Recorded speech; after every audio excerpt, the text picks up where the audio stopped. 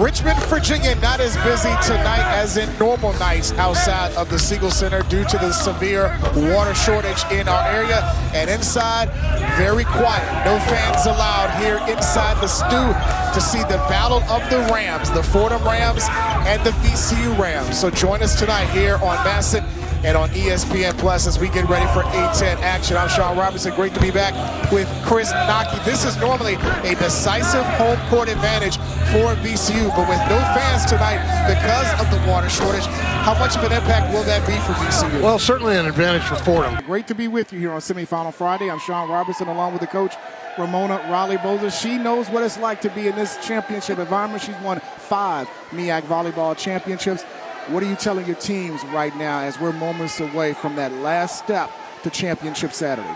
Just first of all, you got to embrace where we are. Great to be back with Ed Mixon, a member of the 2011 Final Four team, the VCU Rams, 8-0 currently at home here at the Siegel Center, trying to check off another box as they look to gain an A10 regular season championship. Absolutely, and tonight they play St. Louis, and this is going to be a great game. Kobe Johnston, met up by Bamboye.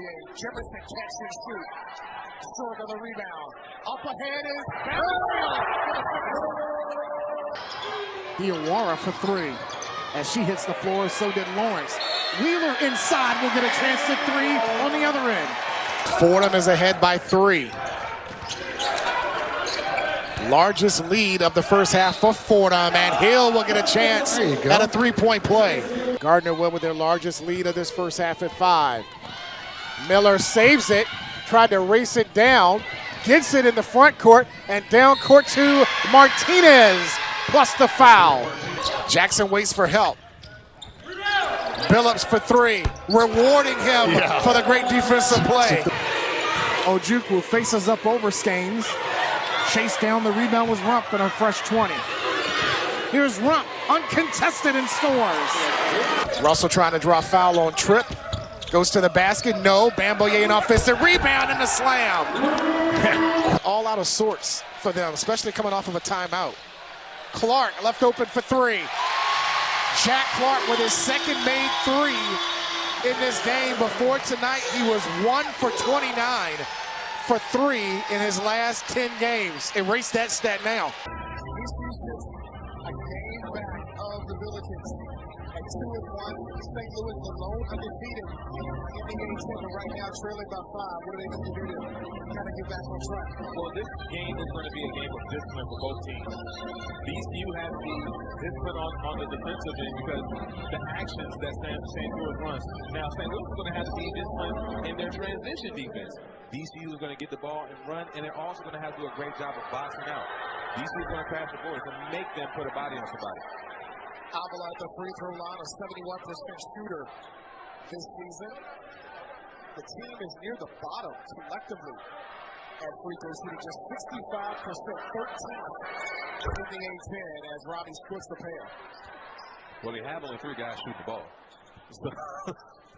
But they're 3 of the best in the country. 3 of the best in the country. In fact, St. Louis, the only team in the country with 3 players averaging at least 17-8 a night.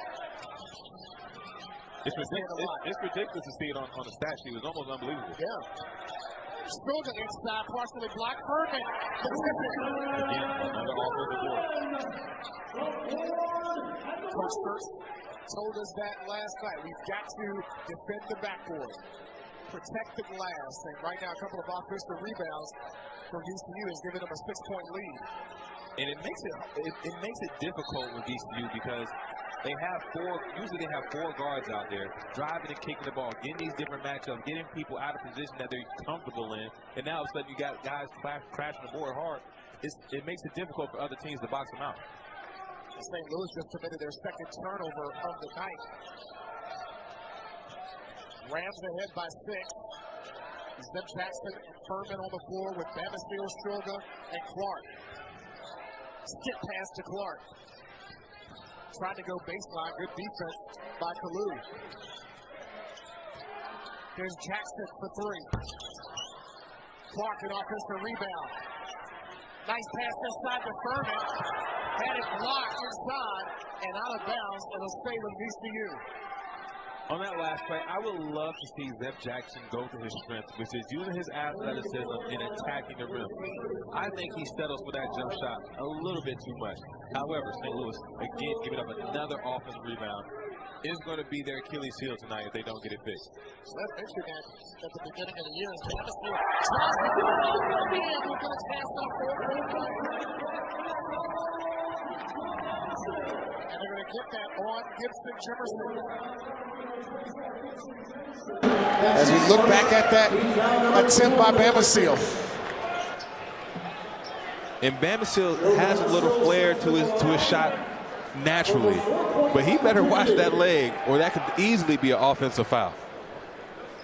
I thought for a minute there TV Ted was going to call that a flop as Max Schroeder comes out and Russell back in with his left hand wrapped up as Bamasiel converts on the 4-point play.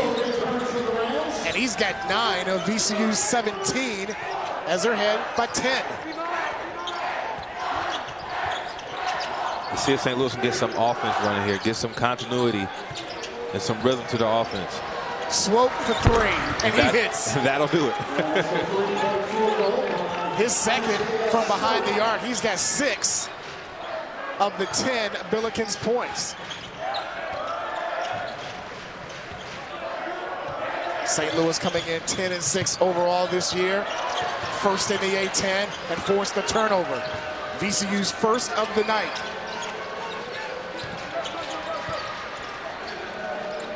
Swope again, the hot man for St. Louis with 6 of the 10 on a mismatch. Max Picard in wearing number 35 for the first down. Good action right now. Avila draws a blocking foul against VCU, and that's going to go against Phil Russell. But that's what happens when you get the ball swinging from side to side, get the defense moving out of position. Avila can shoot the ball, easy pump fake, drives to the pole, draws a foul. You mentioned during our pregame, Avila is the hub. The offense runs through him, and we don't see that a lot where the offense is going to run through the center as opposed to a guard or a forward. The only other team in the A-10 I believe does that sometimes is Richmond. Richmond University, especially last year, they ran their offense through their bigs. But Avila is a different beast. Kareem Abdul-Jabbar, if you may. Oh, that's high praise. That's high praise. First team A-10 preseason selection. Now remember, he's a transfer from Indiana State, where Coach Schertz was last season. So he comes into the conference, gets the high praise as a preseason first team selection. As Hoopers like to say, game recognized game. A 5-point lead for VCU, now 7. Pretty jump hook by Christian Furman on the baseline. And I love that VCU is incorporating their bigs into their offense, keeping them engaged in the game, and it'll pay dividends on the defensive end later on. Kellen Thames in for the first time, wearing number 0 for St. Louis. Good hands there by Michael Bell in for the first time for VCU. Shot clock is at 5. Avila with the nice spin, and then Bamasiel is called for goaltending. Great move by Avila on the baseline.